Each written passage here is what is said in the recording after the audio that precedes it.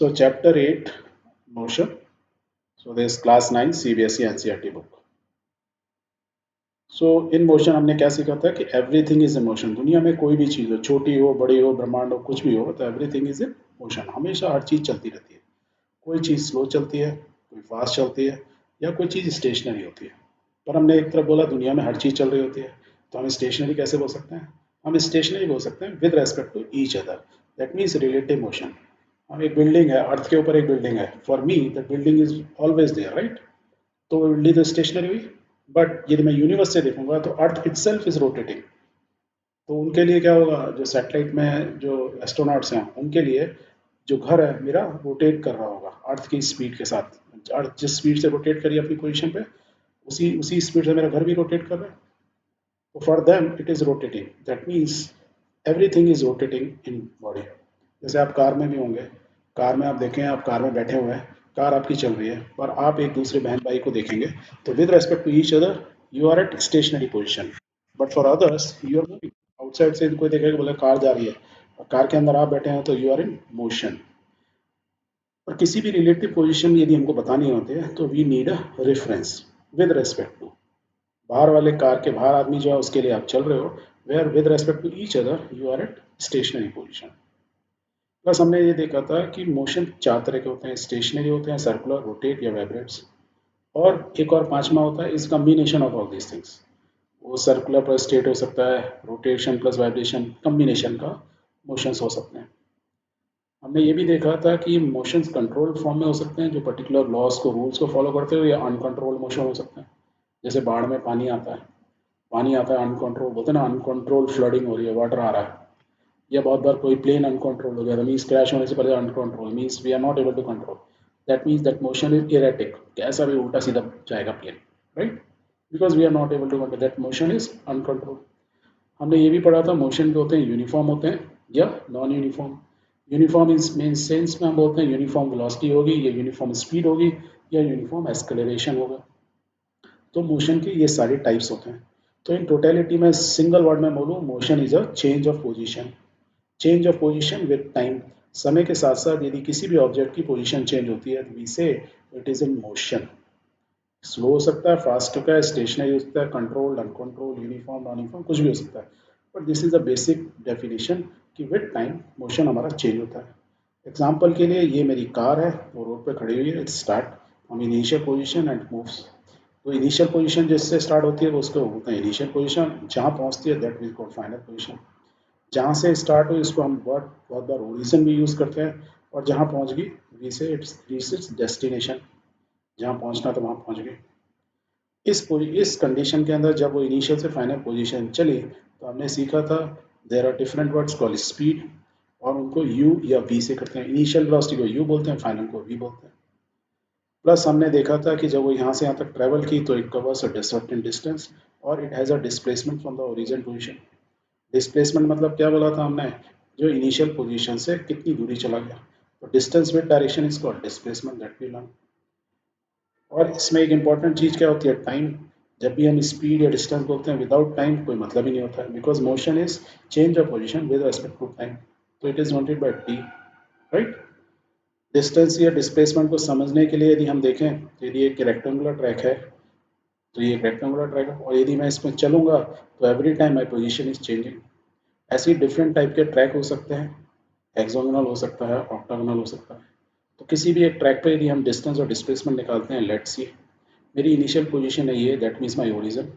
Origin से मैं चला आया पोजीशन बी तक, एंड देन बी से मैं चला पोजीशन सी तक। If you ask me total distance क्या हुआ, A B plus B C. whereas displacement क्या हुआ, is the shortest distance between origin and C. तो मेरा this is the displacement.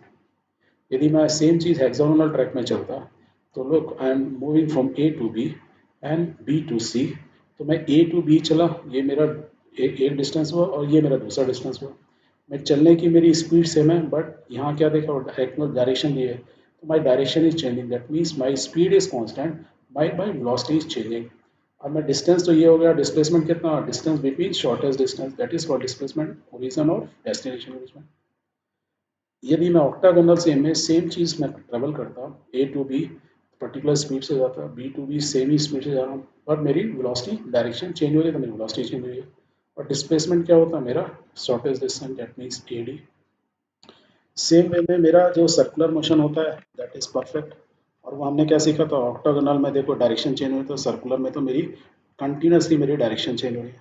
Suppose एक सर्कल है जिसकी रेडियस आर है और मैं इस पोजीशन पे यहाँ पे खड़ा हूँ, रेड डॉट जो दिखा रहा है, मैं जब इस डायरेक्शन में बॉटम डायरेक्शन में चलना स्टार्ट करता हूँ तो यू जस्ट ऑब्जर्व, तो हमने क्या सीखा था कि मेरी speed is constant, mean same time में मैं अपना सर्कुलर हर सर्कल कंप्लीट कर रहा हूँ, और every time my direction is changing. That means my speed is constant but direction is changing, means velocity is changing.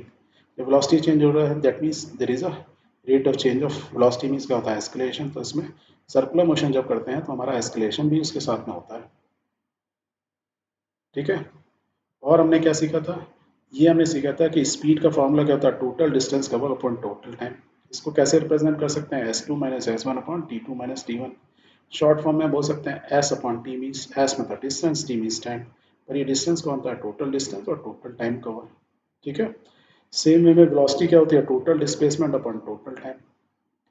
Velocity क्योंकि डिस्प्लेसमेंट से जुड़ी हुई है, डिस्प्लेसमेंट क्या है, डिस्टेंस विद डायरेक्शन इसको डिस्प्लेसमेंट। वेलोसिटी क्या होती है, उसके साथ डायरेक्शन होती है, दैट मीन स्पीड के साथ जब डायरेक्शन होती है वो होती है वेलोसिटी।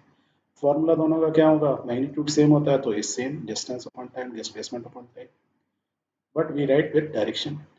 प्लस हमने क्या सीखा था, acceleration is equal to change in velocity divide by total time. Change in velocity क्या फॉर्मूला होगा, V two minus V one upon T two minus, यदि हमारी वेलोसिटी जैसे u और v दी हुई है तो हम you can write final minus initial upon total time, right.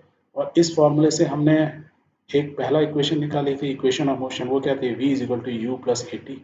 यदि v minus U is equal to A है, एस्केलेशन ए से करते हैं तो यहाँ ए टी से मल्टीप्लाई हो जाएगा, तो ये निकाला था। प्लस हमने एक और इक्वेशन निकाली थी, s is equal to U T plus half A T square. And the third equation, इन दोनों को सॉल्व करके एक दूसरे में पुट कर दूँ टाइम की वैल्यू यहाँ पे, तो I will get another equation call V square minus V square is equal to two S. इन तीनों को क्या बोलते हैं, इक्वेशंस ऑफ मोशन। ये तीन इंपॉर्टेंट इक्वेशन है इस मोशन चैप्टर को समझने के लिए या इसके रिलेटेड प्रॉब्लम को सॉल्व करने के लिए। प्लस इस चैप्टर में हमें इंपॉर्टेंट चीज़ सीखी थी कि हाउ टू रिप्रेजेंट ग्राफिकली दो चीज़ों को, एक तो वेलोसिटी और एक एक्सेलरेशन को। तो वेलोसिटी किससे रिलेटेड है, डिस्टेंस और टाइम के साथ, या इसको स्पीड बोलो या वेलोसिटी बोलो। तो डिस्टेंस हमेशा क्या होता है, डिस्टेंस टाइम ग्राफ होता है, तो मीन्स जो डिस्टेंस पहले आया तो डिस्टेंस हमेशा वाई एक्सेस होगा, टाइम एक्स एक्सेस में होगा। और यदि इस ग्राफ के अंदर जो हमको ये लाइन दिख रही है ये रिप्रेजेंट क्या करती है, स्पीड या वेलोसिटी को। तो ये जो स्टेट होती है उनको बोलते हैं कि हमारी मशीन जो है, जो भी ऑब्जेक्ट है वो क्या चलता है, स्टेट यूनिफॉर्म वेलोसिटी से या स्पीड से चल रहा है। यदि वो कर्व होगा या उसमें वेरिएबल होगी उसकी चीज़ें, तो we will say non uniform speed से वो ऑब्जेक्ट ट्रेवल कर रहा है। अदरवाइज वो क्या है, स्टेशनरी है। दैट मीन्स यदि एक हॉरिजॉन्टल लाइन होती, जैसे ये 15 के पास में यदि इस लाइन ले लूँ, तो क्या होगा, देखो यहाँ डिस्टेंस क्या है 15, 2 मिनट्स पे भी डिस्टेंस 15 है, 0 पे भी 15 है, 4 पे भी 15 है, 6 पे 15, मीन्स यदि ये लाइन, ये जो ब्लैक वाली ऐसे है, यदि वो ये डैश डैश वाली लाइन होती तो हम ग्राफ को क्या बोलते हैं कि मीन्स ऑब्जेक्ट क्या है, स्टेशनरी है। तो ग्राफ को देख के हम ये पता लगा सकते हैं कि वो यूनिफॉर्म स्पीड से चल रहा है या नॉन यूनिफॉर्म से चल रहा है या वो एक रेस्ट है। दूसरा, इसी ग्राफ में हम इन डाटा को कैलकुलेट, ये दो टाइम को calculate T two minus T one और इसके रेस्पेक्टिव ये डिस्टेंस को निकालेंगे S two minus S one. तो हमको S two minus distance upon total time में कितना डिस्टेंस चल के मालूम चल रहा है, दैट मीन्स मैं उससे वेलोसिटी निकाल, स्पीड निकाल सकता हूँ, speed is total distance upon total time. और ये एक ट्राइंगल बना, ट्राइंगल में हमने क्या बोला था, परपेंडिकुलर अपॉन बेस, क्या वैल्यू होती है, टेन थीटा, मीन्स ये वैल्यू मालूम चल गई एंगल की, एंगल की वैल्यू मालूम चल गई, टेन थीटा क्या होता है, ये स्लोप। तो स्लोप ग्राफ में क्या बताता है कि जो स्लोप होता है वो ये बताता है कि ये हमारी जो स्पीड, जिस भी यूनिफॉर्म स्पीड से चल रही है, जिसका स्लोप जितना ज़्यादा उसकी स्पीड उतना ज़्यादा है। Clear, okay. एक दूसरा ग्राफ हमने वेलोसिटी और टाइम सीखा था, ये डिस्प्लेसमेंट टाइम है, तो वेलोसिटी और टाइम क्या है, acceleration related, rate of change of velocity with respect to time is called acceleration. इसको यदि मैं ड्रॉ करूँ तो हमने ग्राफ ऐसे ही बनाया था, जिसमें a मीन्स जीरो टाइम पे क्या हो, इसकी वेलोसिटी क्या है, इनिशियल, और ये स्ट्रेट लाइन में इसका मतलब क्या है, यूनिफॉर्म एक्सक्लेशन। तो straight line always represent uniform escalation, या जैसे यहाँ दिखा है यूनिफॉर्म स्पीड। a पर हमारी initial velocity time t zero पे हम बोल सकते हैं u, और यहाँ पे यदि मैं एक लाइन खींचूँ तो मेरे को मालूम चल जाएगा कि ये वेलोसिटी कितनी मेरी v। और ये व्हील वेलोसिटी कितने टाइम पे की, तो मैं इसको इस पे यहाँ लाऊं तो मेरे को मालूम चलेगा टी टाइम पर, राइट। तो इस ये मेरा इनिशियल से final velocity I T time है, तो ये मेरा रेट ऑफ एक्सेलरेशन, तो ये मेरा एक्सेलरेशन है। यदि मैं इस लाइन को पैरेलल लाइन नीचे ही कर लूँ, एग्जैक्टली सेम मेरी फ्लो, तो दैट मीन्स इस लाइन का स्लोप और इस लाइन का स्लोप, क्योंकि दोनों पैरेलल हैं, दोनों का स्लोप बराबर है, दैट मीन्स इस ऑब्जेक्ट का एस्केलेशन और मेरे ग्रीन वाले का एस्केलेशन, दोनों का क्या होगा, एस्केलेशन सेम है। तो हम बोल सकते हैं क्योंकि ये दोनों लाइन पैरेलल है, ठीक है। यदि मैं और कुछ एस्केलेशन देख ली, एक लाइन की इसका छोटा, इसका कम स्लोप है, एक और लाइन ड्रॉ की रेड वन, जिसका एस्केलेशन क्या है, बिल्कुल जीरो। क्यों बोल रहा हूँ, क्योंकि वेलोसिटी कांस्टेंट होगी टाइम के साथ, जब कोई चेंज ही नहीं हो रहा है तो वेलोसिटी में, तो एस्केलेशन जीरो।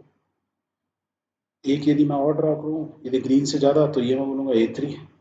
दैट मीन्स मैं इस ग्राफ को देख के, यदि कोई ऐसा ग्राफ मेरे को ऐसे एस्केलेशन दिख रहे हैं, जैसे यहाँ दो हमको डिफरेंट दिख रही थी, तो इससे तो हमको ये मालूम चला यूनिफॉर्म ना यूनिफॉर्म, बट यहाँ सारे के सारे यूनिफॉर्म एस्केलेशन है।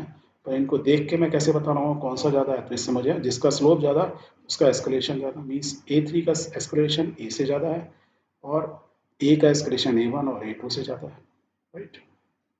प्लस हमने एक और चीज़ सीखी थी कि यदि वेलोसिटी वेलोसिटी और टाइम ग्राफ के अंदर जो एस्केलेशन दिखाया जा रहा है, तो उसके नीचे जो एरिया होता है, वो एरिया क्या होता है, वो एरिया हम ऐसे निकाल सकते हैं, ये टाइम है, इन दोनों का डिफरेंस v माइनस टी, तो ये ट्राइंगल बन गया।